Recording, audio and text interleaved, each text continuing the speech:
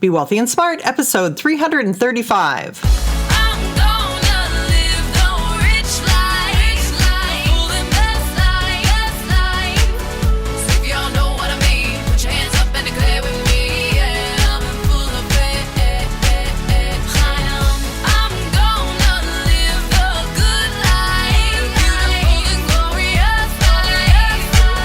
Step into a world of wealth and financial freedom without budgets, boredom, or bosses on Be Wealthy and Smart. And now, here's your host, Linda P. Jones. Welcome to Be Wealthy and Smart. I'm Linda P. Jones, America's Wealth Mentor, empowering women and men worldwide to financial freedom. On today's show, we're going to talk about financial scams.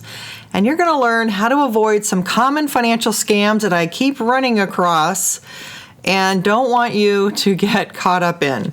This started out when recently I got an email offer to buy a domain name of mine for $55,000. And it came from a Japanese business who said they had a very healthy budget and an investor who wanted to buy my domain name. And what price did I want for it? Well, of course, I thought this was very scammy sounding, and I really didn't take it seriously. I was thinking, this is just ridiculous. Obviously, something fake. But I thought, I'll test it and send a few words back. So I just said, I would consider any offers. That's all I said. Didn't sign my name, didn't try to say, hello, Mr. So-and-so, and be really personable. I just said, I'd consider any offers, just to see what the next email would say. I was pretty sure it was going to come back as a scam, but I wanted to see. So the next email that came back was an email about details for the transaction, which A, I hadn't agreed to the transaction, B, I hadn't agreed to the price, and C, I was thinking, wait a minute, you're way ahead of yourself, buddy. This is not something that's happening. I just basically didn't shut it down on the first email. So when the second email came back, it had all these details about how the transaction should go, what they expected on my part for me to do. And again, red flag, red flag, red flag. I'm thinking this is totally a scam. Here they are trying to move forward with something that hasn't even been agreed upon. And then they mentioned this German escrow account. And my friend had said to me, oh, that's a definite red flag because there are scams going around with German escrow accounts. So then I thought, well, that's an interesting thing. What else is in there that tells me that this is a scam? So when I looked closer, they mentioned a 5% commission that would be paid for by both parties, quote unquote. And they also said they wanted me to pay my end to them, which would be 5% of $55,000 or $2,750. And I said, aha, there it is. There is where they're trying to get me to pay money, and that is where the scam is that there is no payment coming to me, of course. Not that I ever believed that there was, especially $55,000 as their opening offer. Come on, really? I don't think so.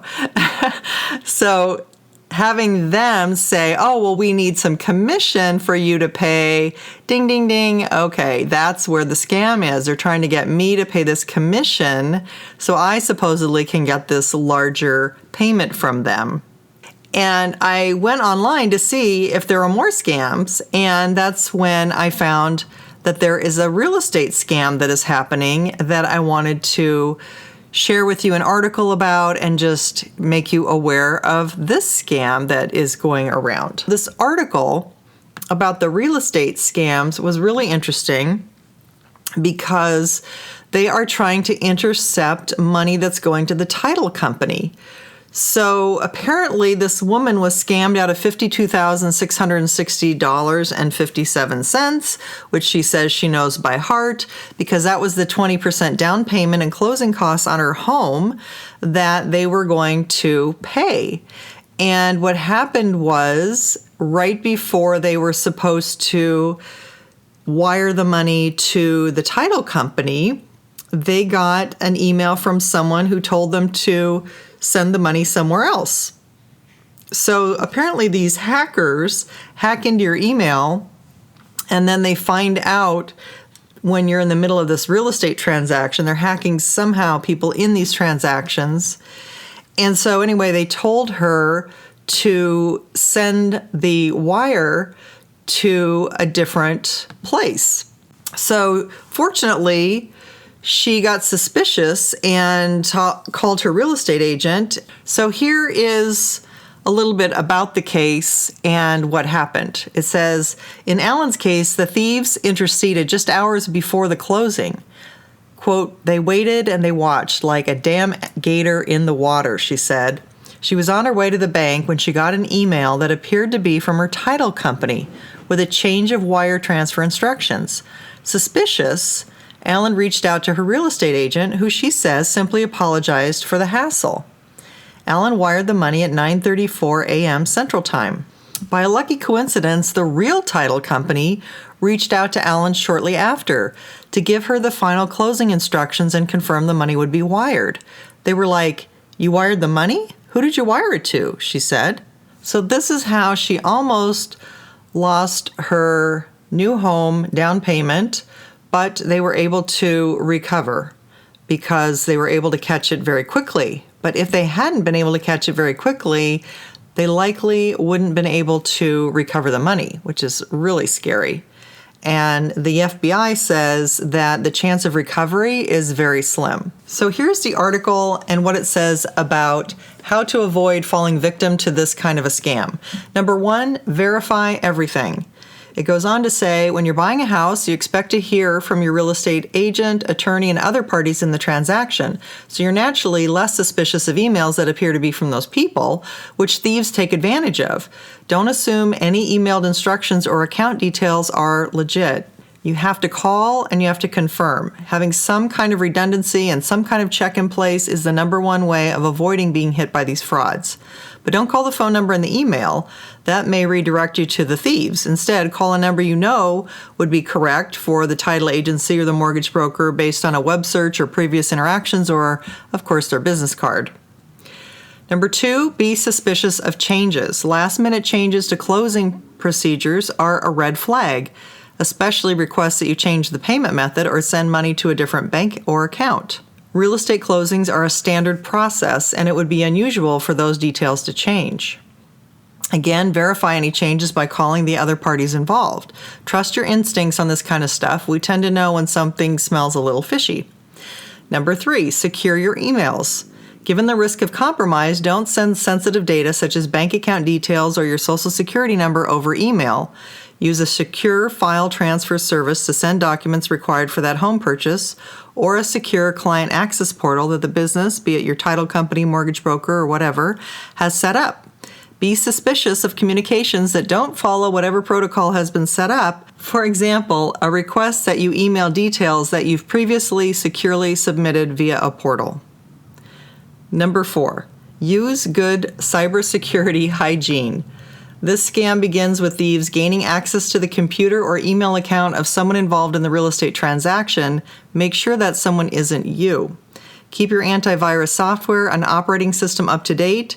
Use unique, complex passwords and enable protections such as two-factor authentication when available. Don't click on any suspicious links in emails, he said. Number five, pick a secure payment method. Ask about your options for paying the down payment and closing costs. You may be able to bring a paper certified check or cashier's check to the closing or an agent's office ahead of time, avoiding the possibility the funds end up in a fraudster's hands. Then there is a part here that goes on to say what to do if you're victimized. If you fall prey to one of these scams, you'll need to act immediately. The odds of recovering the stolen money aren't in your favor. Money sent via a wire transfer is quickly moved electronically from your bank to the recipient bank and then into the payee's account. You typically have only a tiny window for the banks to halt a transfer or freeze the account before fast-moving thieves withdraw the funds. Once the money is out of that account, it's gone. Even if you spot and report the fraud within 24 hours, you might not get your money back. I don't want to set false expectations for consumers, he said. The chance of recovery here is slim. Because the consumer is the one to authorize the wire transfer, protections covering unauthorized financial transactions don't apply. The banks will work with you, but you may bear some or all of the liability for lost funds depending on the details and extent of the crime. Allen's almost immediate notice of the fraud was instrumental in recovering her money because the bank was able to freeze the thieves' account. In the end, she lost just $430, including $70 in wire transfer fees. She's quick to point out she was extremely lucky. Here's how to take action if you fall prey to a scam. Alert the banks. Immediately call your bank or financial institution. You may be able to call back the wire. Alert the bank on the receiving end of the wire, too. They often can work with your bank to halt the transfer or freeze the recipient's account. And then call in law enforcement. File a local police report detailing what happened. Call your local FBI office and file a complaint with the FBI's Internet Crime Complaint Center. At the FBI level, we have briefed all of our 56 field offices and all of our resident agencies, and they are equipped to rapidly respond. End of article. Well, I hope that helps you understand a little bit of some of the scams going on in there. Of course, there's always email scams where they want you to click a link and that infects your computer, so you don't want to click on any suspicious links. There's that crazy email of the African who is related to the Zimbabwe prince that has, millions of dollars they want to send you. Of course, that one is going around again. You don't want to click on that email or open that one up. So just be very, very careful. And so be paying attention for any email from any foreign country. That should be a red flag right there. And certainly the German escrow account is another red flag. And the fact that they have any request of you to pay money for anything is another red flag. So that plus all of the things that can happen when you're making a large transaction or wiring money anywhere, just make sure that nobody pulls a fast one on you at the last minute trying to switch where you're sending the money, and that the instructions don't change at the last minute. That should also be a big red flag for you. So hopefully these things will help you stay out of trouble and stay away from scammers and be more aware. But I know you're already on the ball and already aware of these things. I just wanted to share the latest information with you, keep you up to date on what's going on out there. And if you have seen any of these things or have any of these things happen to you, now you're up to date and fully aware of what to do so you're not defrauded.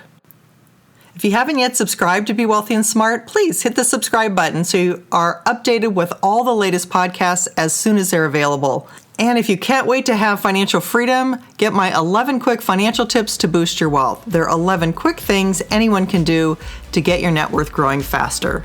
That's all for today. Until next time, live the good life and be wealthy and smart. Thank you for listening to Be Wealthy and Smart with Linda P. Jones. Share the wealth and tell your family and friends about the show. Check out our website, blog, and social media for more riches at www.bewealthyandsmart.com.